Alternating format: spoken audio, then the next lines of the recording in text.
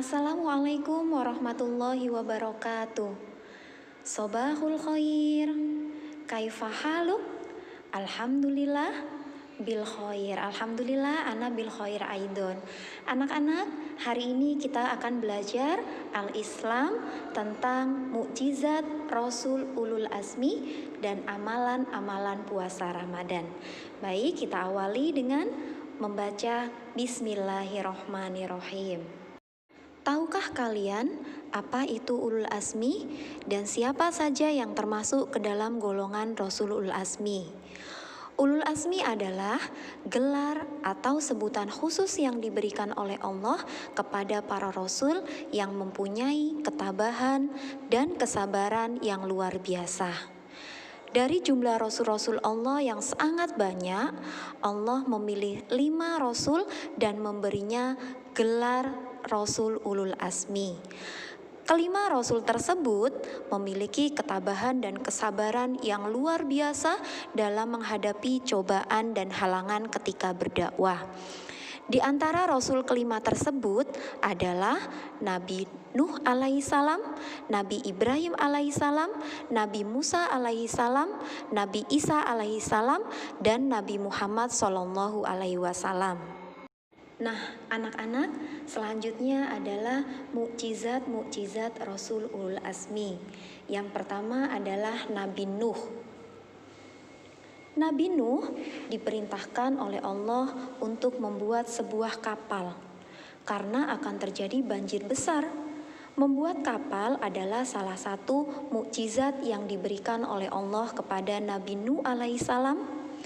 Kaum Nabi Nuh mengolok-olok dan menganggap beliau gila karena pada waktu itu sedang kemarau panjang. Mana mungkin akan terjadi banjir? Nabi Nuh alaihissalam memperingatkan kepada kaumnya bahwa sebentar lagi akan terjadi banjir. Tetapi mereka tidak memperhatikan peringatan Nabi Nuh alaihissalam. Bahkan Kan'an anak beliau dan istri beliau pun tidak mau menaati perintah Nabi Nuh alaihissalam. Banjir bandang benar-benar terjadi. Akibatnya mereka hanyut dan mati dalam banjir tersebut. Selanjutnya adalah Nabi Ibrahim. Mempunyai sebutan Abul Anbiya atau bapak para nabi.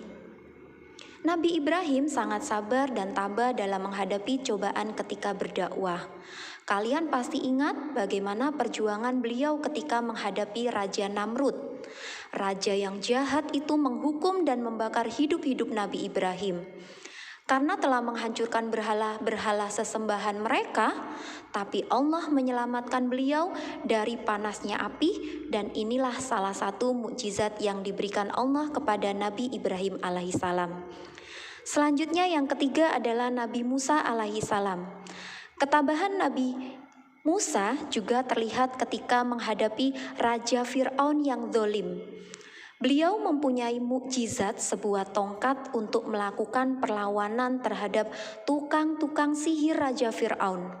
Tongkat ini berubah menjadi ular besar dan memakan ular-ular dari tukang sihir Fir'aun. Tongkat ini pula lah yang bisa membelah Laut Merah ketika dikejar Raja Fir'aun dan pengikutnya. Ketika Laut Merah terbelah, beliau melewatinya dan ketika sampai di seberang laut itu pun menutup. Akibatnya Fir'aun dan pengikutnya ditenggelamkan oleh Allah di Laut Merah, dan masih banyak kisah tentang ketabahan dan kesabaran Nabi Musa alaihissalam. Yang keempat adalah Nabi Isa alaihissalam. Ketika berdakwah kepada kaumnya, beliau diminta untuk berbagai permintaan. Dengan izin Allah, Nabi Isa diberi mukjizat untuk menghidupkan orang mati, membuat burung dari tanah, menyembuhkan orang buta, dan menyembuhkan penyakit kusta. Semua itu untuk membuktikan kebesaran Allah kepada kaumnya. Namun mereka tetap tidak mau beriman kepada Allah Subhanahu wa taala. Meskipun demikian, beliau tetap sabar dan tabah dalam menghadapi cobaan ketika berdakwah. Dan yang terakhir adalah Nabi Muhammad SAW adalah Rasul yang paling tinggi kedudukannya di antara Rasul-Rasul lain. Karena beliau adalah Rasul yang terakhir dan ajarannya berlaku hingga akhir zaman nanti. Diberi mukjizat oleh Allah ketika berdakwah, di antaranya bisa membelah bulan, melakukan perjalanan Isra Mi'raj dalam waktu semalam, dan masih banyak lagi.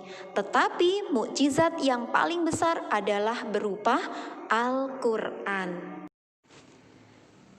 Di dalam bulan Ramadan terdapat banyak keistimewaan yang luar biasa. Di antaranya adalah yang pertama, terdapat malam Lailatul Qadar, yaitu malam diturunkannya Al-Quran, di mana pada malam ini ibadah kita senilai dengan 1000 bulan. Yang kedua, Nabi Muhammad menerima turunnya wahyu Al-Quran yang disebut Nuzulul Quran. Sedangkan yang ketiga, seluruh setan dirantai oleh Allah sehingga tidak ada jin ataupun setan yang dapat menggoda dan merusak ibadah puasa kita. Yang keempat, bulan pengampunan dosa. Meskipun dosa-dosa kita banyak, jika kita berniat tidak akan melakukan perbuatan dosa lagi pada bulan ini, maka Allah akan menghapus dosa-dosa tersebut. Dan yang terakhir adalah bulan kemenangan. Setelah berpuasa sebulan penuh, artinya kita telah memenangkan sebuah peperangan melawan hawa nafsu, yaitu dengan hari raya Idul Fitri. Sedangkan amalan-amalan yang perlu kita lakukan pada bulan Ramadan adalah yang pertama, merenungkan dan memikirkan kebesaran Allah. Yang kedua, terus mengingat kepada Allah. Yang ketiga, berdoa kepada Allah. Yang keempat, banyak berinfak dan bersedekah. Yang kelima, memperbanyak membaca Al-Quran. Dan yang terakhir, sholat qiyamul lail atau tarawih. Nah, anak-anak, itu yang kita pelajari hari ini. Tetap semangat belajar di rumah.